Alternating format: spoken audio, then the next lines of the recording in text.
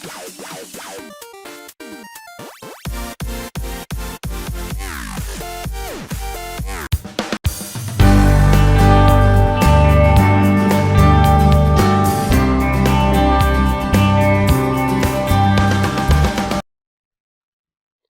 YouTube chess lovers and my friends, this is Gunjan here.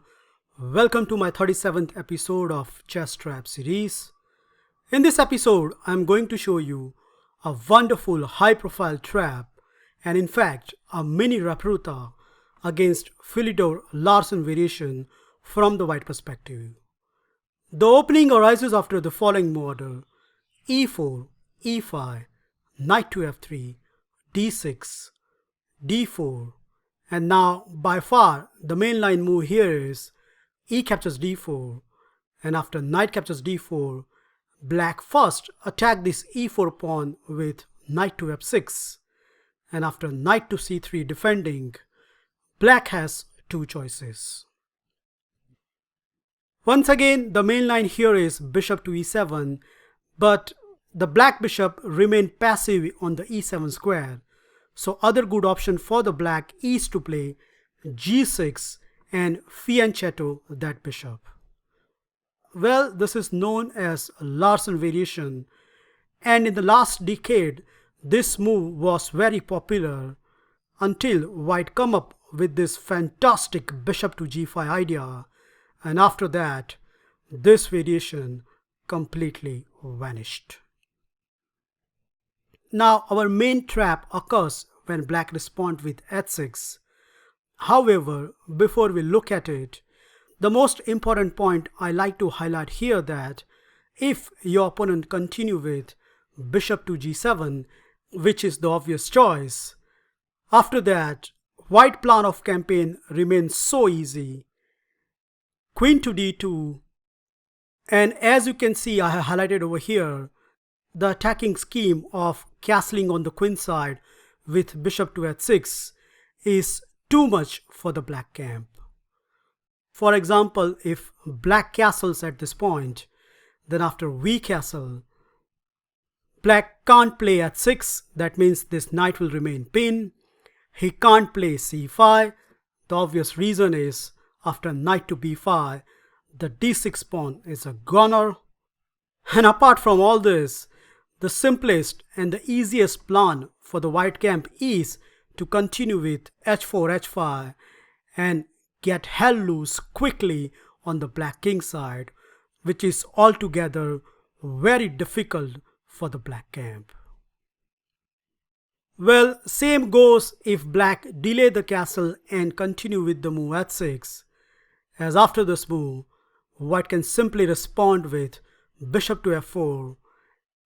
And now in order to castle, black has to play either the move g5 or knight to h5, and in both the cases it is white who get benefit out of it. And again, these positions are usually favoring the white camp as per the database. So in short, to cut the long story short, after bishop to g5, it is only white who get fun in all of this variation. Well, apart from all this, the cherry on the top is there is a nasty trap exists if black continue with h6, which in fact, as per the online database, played in more than 20 games, and the highest ELO trapped is more than 2300 rated opponent.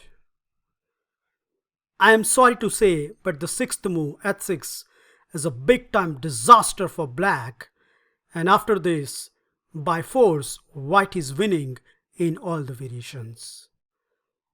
Now before I show it to you, if you want to give a try, just pause the video and try to find out a sequence where white obtain a completely winning advantage.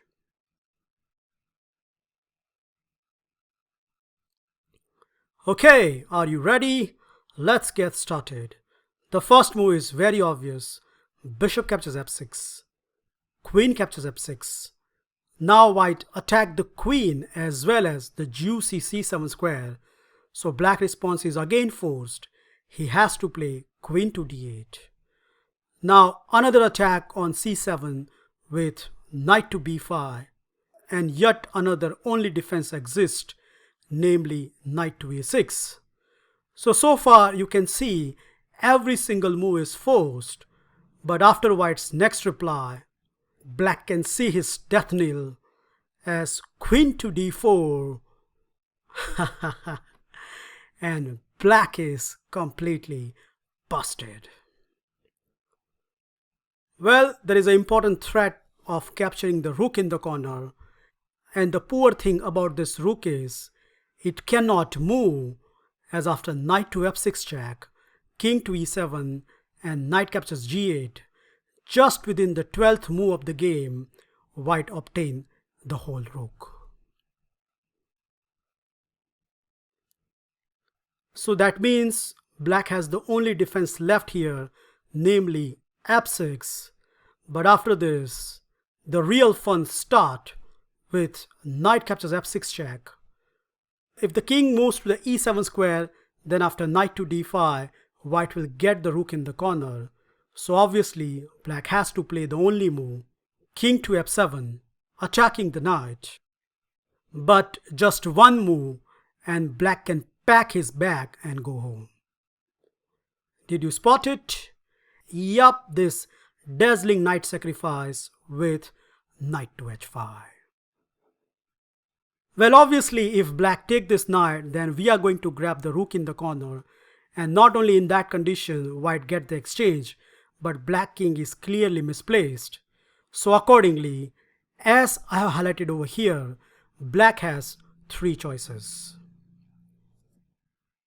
Number one, which is obviously very bad if your opponent continue with king to g8, which in fact happened in one of my lower rated game. Well, after that, there is a force made, guys. Can you spot it? Yup, it's very easy.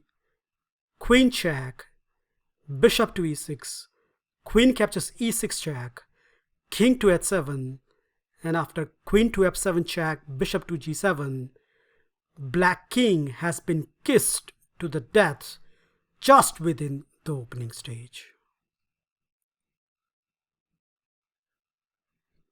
The second option, rook to g8, is also very bad, as after bishop to c4 check, it is clear that white is getting the exchange anyways.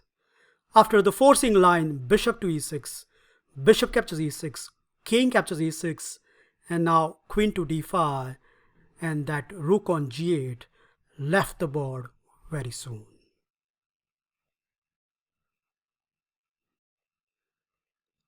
Last but not least, what happens if black plays the most critical response, namely rook to h7? Well, after that, once again, white will deliver this bishop check, and after bishop to e6. Here you can take this bishop, but I like knight to f4 move better, and as per the engine, bishop captures c4 is the only response left for the black. If black continue with knight to c5, then knight captures e6 is a very strong reply, as the knight on e6 will remain in the pin. So obviously, let's see what happens after bishop captures c4. And I think this is the only line where white will not get an exchange, but he get the supreme advantage against poorly placed black king. Here black has to already be careful, as king to e8 is the only response. If he continue with other moves, then he's find himself in a huge trouble. For example, king to g7 leads to knight to e6 check, and the black queen is a goner, so that's not a possible. If king to e7, then this is probably the easiest one. Yup, queen to e6, a lovely picturesque checkmate on the board. And the third option, king to f6, is again very bad due to the following white move, queen to g8. We are attacking two spots, and the natural response, rook to g7, is completely out of the equation, as now the king dance of black king will commence with queen to e6 check, king to g5, h4 check, king takes f4, and after g3, king f3, and knight to d4, we invite this black king finally to the g2 square, where we can give this lovely death kiss. Finally, what happens if king goes to the e8 square? Well, here my recommendation is you should simply castle on the queen side. And as I have mentioned earlier, this is the only variation where, yes, you only get a pawn after the whole trap completed, but look at the pathetic position of black. Not only his king cannot castle and stuck in the center, but he can never play c6. And on top of everything, we have queen to e6 check coming up. And altogether, if you check this position with any strong engine, it will tell you that white has a completely winning advantage from this position.